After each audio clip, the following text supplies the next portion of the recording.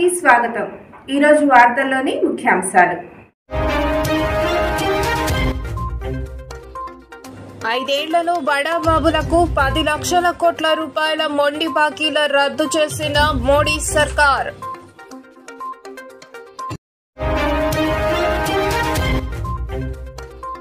వక్ఫ్ బిల్లుపై parliamentary committee పదవీ కాలం పొడిగించిన parliament.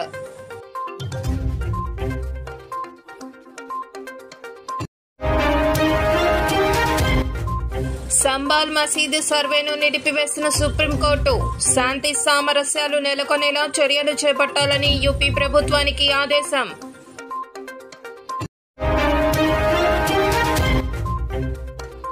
లెబనాన్పై Israel సైన్యం దాడి.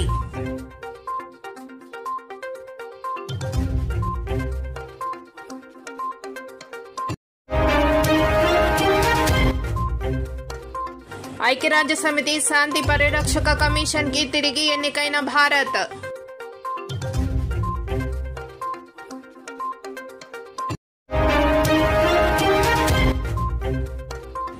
ఈగల్ టాస్క్ ఫోర్స్ కు డీజీ స్థాయి అధికారి, రాష్ట్ర స్థాయిలో ప్రత్యేక స్టేషన్.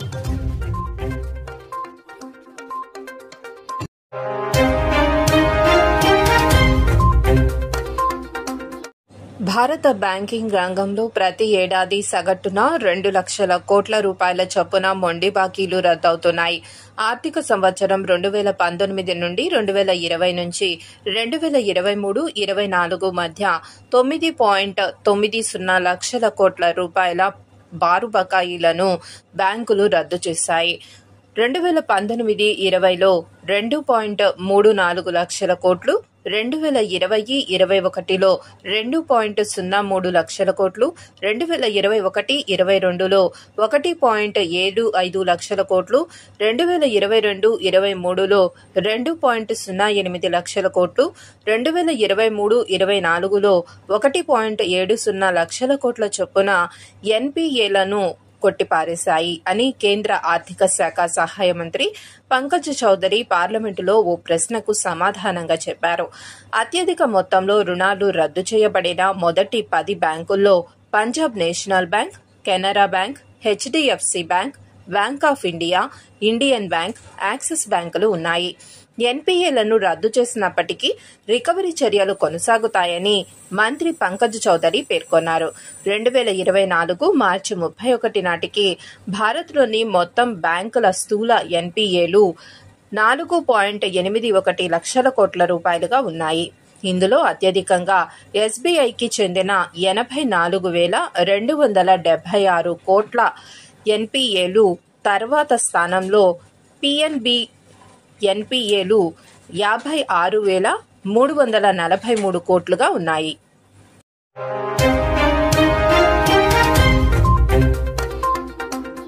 వక్ఫ్ సవరణ బిల్లుపై జాయింట్ పార్లమెంటరీ కమిటీ కాలాన్ని వచ్చే ఏడాది బడ్జెట్ సమావేశాల చివరి రోజు వరకు పొడిగిస్తూ లోక్సభ తీర్మానం ఆమోదించబడింది.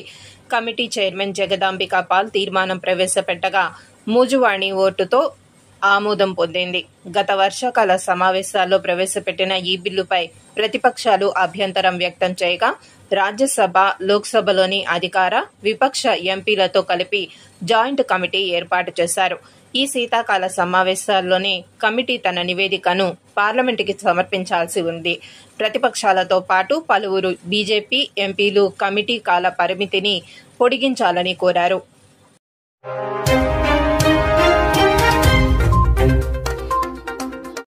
సంబాల్ మసీదు సర్వేను సుప్రీంకోర్టు శుక్రవారం నిలిపివేసింది. సర్వేకు సంబంధించి ఎలాంటి ఉత్తర్వులు జారీ చేయవద్దని ట్రయల్ కోర్టును ఆదేశించింది. షాహీ జమా మసీద్ కమిటీ అలహాబాద్ హైకోర్టును ఆశ్రయించే వరకు కేసును కొనసాగించకుండా ఉండాల్సిందిగా సుప్రీంకోర్టు ప్రధాన న్యాయమూర్తి జస్టిస్ సంజీవ్ ఖన్నా, జస్టిస్ సంజయ్ కుమార్లతో కూడిన ద్విసభ్య ధర్మాసనం ఆదేశించింది. సంబాల్లో శాంతి సామరస్యాలు నెలకొనేలా అన్ని చర్యలు తీసుకోవాలని ఉత్తరప్రదేశ్ ప్రభుత్వాన్ని ఆదేశించింది. పిటిషన్పై తదుపరి విచారణను 2025 జనవరి 6కు వాయిదా వేసింది. పెండింగ్లో ఉన్న కేసులో తొందరపాటుతో ఏకపక్షంగా ట్రయల్ కోర్టు సర్వే ఆదేశాలను జారీ చేసిందని మసీదు కమిటీ వాదించింది. మొఘలుల కాలం నాటి మసీదు ప్రార్థనా స్థలాల చట్టం 1991 ప్రకారం రక్షిత స్థలమని కోర్టుకు తెలిపింది. దీనికి విరుద్దంగా హిందూ వర్గం ఈ మసీదును 1526లో మొఘల్ చక్రవర్తి బాబర్ హరిహర్ ఆలయాన్ని పడగొట్టి నిర్మించారని ఆరోపించిందని కమిటీ పేర్కొంది.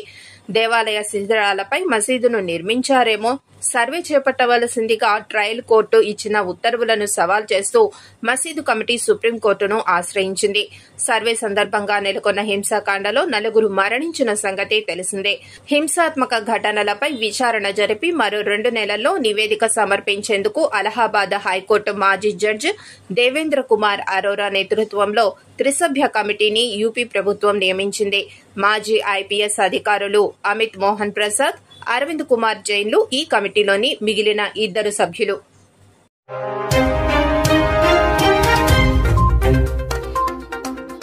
హిజ్బుల్లా మధ్య కాల్పుల విరమణ ఒప్పందం జరిగి ఒక్కరోజు పూర్తి కాకుండానే దక్షిణ లెబనాన్పై ఇజ్రాయెల్ సైన్యం దాడి చేసింది.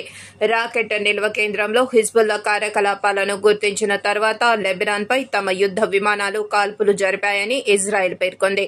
హిజ్బుల్లా కాల్పుల విరమణ ఒప్పందాన్ని ఉల్లంఘించడంతో దాడి చేశామని ఇజ్రాయెల్ పేర్కొంది. ఇజ్రాయెల్, హిజ్బుల్లా మధ్య 14 నెలలుగా కొనసాగిన సంఘర్షణ కాల్పుల విరమణ ఒప్పందం ముగుస్తుందని పలువురు ఆశాభావం వ్యక్తం చేశారు.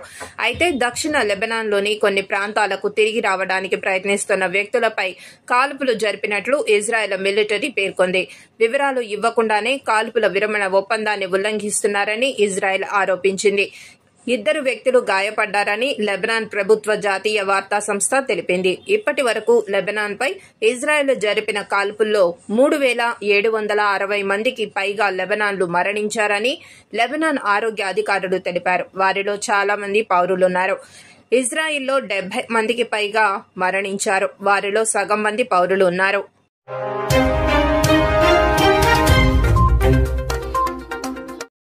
భారత్ 2025-26 సంవత్సరానికి ఐరాస శాంతి పరిరక్షక కమిషన్ కి తిరిగి ఎన్నికైంది. కమిషన్లో భారతదేశ ప్రస్తుత పదవీకాలం డిసెంబర్ 31తో ముగుస్తుంది. భారత్ 2025-26 సంవత్సరానికి యుఎన్ శాంతి పరిరక్షక కమిషన్ కు తిరిగి ఎంపికైంది. పీబీసీ వ్యవస్థాపక సభ్యురాలిగా, ప్రధాన సహకారిగా ప్రపంచ శాంతి మరియు స్థిరత్వం కోసం పనిచేయడానికి పీబీసీతో తమ సహకారాన్ని కొనసాగించడానికి భారత్ కట్టుబడి ఉంది అని ఐక్యరాజ్య సమితిలో భారత శాశ్వత కమిషన్ ఎక్స్లో పోస్ట్ చేసింది. పీబీసీ సాధారణ అసెంబ్లీ, భద్రతా మండలి మరియు ఆర్థిక సామాజిక మండలి నుండి ఎన్నికైన 31 సభ్య దేశాలను కలిగి ఉంటుంది. ఐరాసాలో ఆర్థిక సహకారం అందించే దేశాలు, అగ్రదళం సహకార దేశాలు కూడా సభ్యులుగా ఉంటాయి. యుఎన్ శాంతి పరిరక్షణకు అత్యధిక సిబ్బందిని అందించిన దేశాలలో భారత్ కూడా ఒకటి. ఇది ప్రస్తుతం Abyei, Central American Republic, Cyprus, Democratic Republican of Congo, Lebanon, Middle East, Somalia, South Sudan, Western సహారాలో యుఎన్ కార్యకలాపాలకు సుమారు 6000 మంది సైనిక, పోలీస్ సిబ్బందిని మోహరించింది. సుమారు 180 మంది శాంతి పరిరక్షకులు విధి నిర్వహణలో ప్రాణాలు కోల్పోయారు. పీబీసీ సంఘర్షణ ప్రభావిత దేశాలలో శాంతి ప్రయత్నాలకు మద్దతు ఇచ్చే అంతర ప్రభుత్వం సలహా సంస్థ. విస్తృత శాంతి ఎజెండాలో అంతర్జాతీయ సంఘం సామర్థ్యానికి కీలకంగా అదనంగా పనిచేస్తుంది.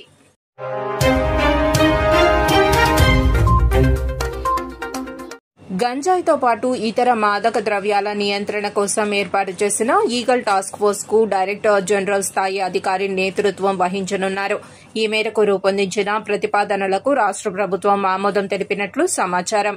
డీజీ స్థాయి అధికారిని నియమించడంతో పాటు రాష్ట స్థాయిలో ఒక ప్రత్యేక పోలీస్ స్టేషన్ ఈ విభాగం కోసం ఏర్పాటు చేయనున్నట్లు సమాచారం.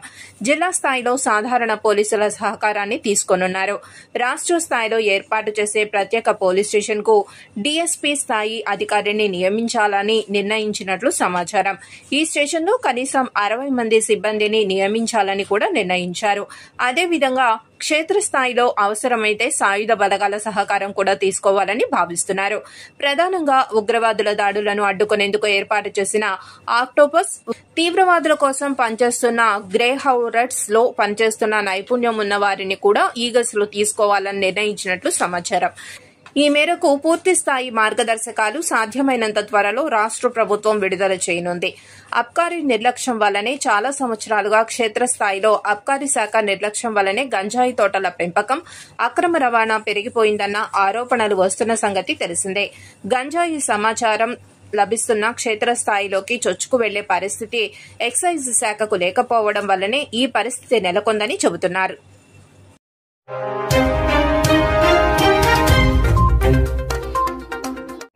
వార్తలు ఇంతటితో సమాప్తం. చూస్తూనే ఉండండి పీపుల్స్ పల్స్. సామాన్య ప్రజల గుండె సవ్వడి, ప్రజానాడి. చూస్తూ ఉండండి పీపుల్స్ పల్స్.